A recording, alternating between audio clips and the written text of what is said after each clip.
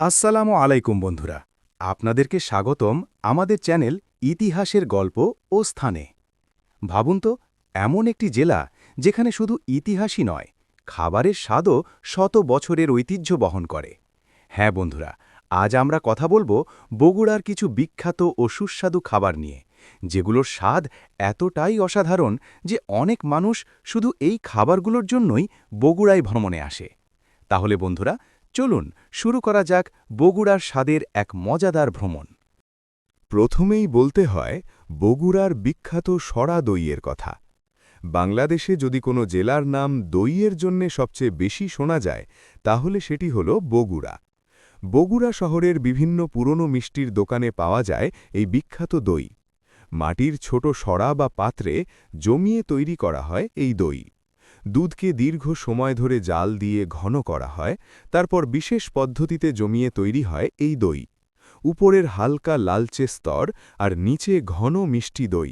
১ চামচ মুখে দিলেই যেন মিষ্টি আর দুধের অসাধারণ স্বাদ মুখে ছড়িয়ে পড়ে। অনেক মানুষ বগুড়ায় গিয়ে ব্যাগ ভর্তি করে দই নিয়ে বাড়ি ফেরেন। মহাস্থানগড়ের কটকটি, শিবগঞ্জ এলাকা।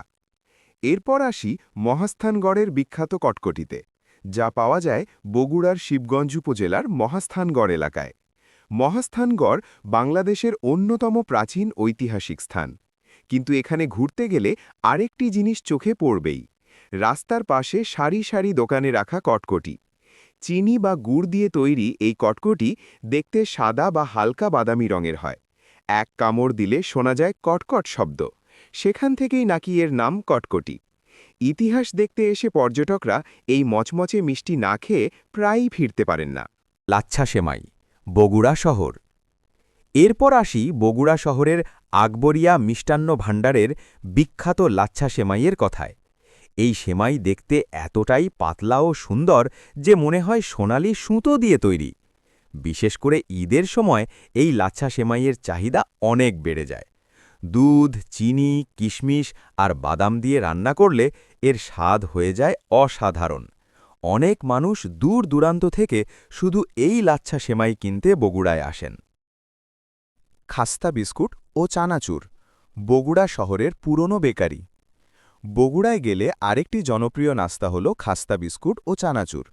বগুড়া শহরের পুরনো কিছু বেকারিতে তৈরি হয় এই খাস্তা বিস্কুট। গরম চায়ের সাথে এই বিস্কুট খেলে যে স্বাদ পাওয়া যায় তা সত্যিই অন্যরকম। আর সঙ্গে যদি থাকে মচমচে চানাচুর, তাহলে তো কথাই নেই। ঝাল, মশলাদার আর মচমচে এই চানাচুর বগুড়ার মানুষের খুব প্রিয় নাস্তা। খেজুরের গুড়, শেরপুর ও ধুনট এলাকা। শীতকাল এলে বগুড়ার শেরপুর ও ধুনট উপজেলা হয়ে ওঠে খেজুরের গুড়ের জন্য বিখ্যাত। ভোরবেলা খেজুর গাছ থেকে মিষ্টি রস সংগ্রহ করা হয়। তারপর বড় কড়াইতে দীর্ঘ সময় ধরে সেই রস জাল দিয়ে তৈরি করা হয় ঘন সুগন্ধি গুড়। নতুন গুড়ের গরম গরম গন্ধ চারদিকে ছড়িয়ে পড়ে। পিঠা, পায়েস কিংবা মিষ্টিতে এই গুড় ব্যবহার করলে স্বাদ হয়ে যায় অসাধারণ। শীতকালে অনেক মানুষ এই গুড় কিনতে বিশেষভাবে এই এলাকাগুলোতে যান। মাছ দিয়ে আলুঘাটি, গ্রামাঞ্চল। সবশেষে বলবো বগুড়ার একটি জনপ্রিয় গ্রামীণ খাবারের কথা, মাছ দিয়ে আলুঘাটি। এটি মূলত বগুড়ার বিভিন্ন গ্রামাঞ্চলে খুবই জনপ্রিয় একটি রান্না। তাজা মাছ, আলু আর মশলার মিশ্রণে তৈরি করা হয় এই খাবার। গরম ভাতের সাথে এই মাছ আলুর ঘাটি খেলে মনে হয় যেন গ্রাম বাংলার আসল স্বাদ পাওয়া যাচ্ছে। সরল কিন্তু অসাধারণ সুস্বাদু এই খাবারটি অনেক মানুষের খুব প্রিয়। বন্ধুরা, এভাবেই বগুড়া শুধু তার ইতিহাস বা দর্শনীয় স্থানের জন্যই নয়, বরং তার অসাধারণ সুস্বাদু খাবারের জন্যই সারা দেশে বিখ্যাত। আপনি যদি কখনো বগুড়ায় যান, তাহলে অবশ্যই এই খাবারগুলো একবার হলেও চেখে দেখবেন। ভিডিও শেষ করার আগে একটা প্রশ্ন, আপনার মতে বগুড়ার সবচেয়ে বিখ্যাত খাবার কোনটি? কমেন্ট করে অবশ্যই জানাবেন।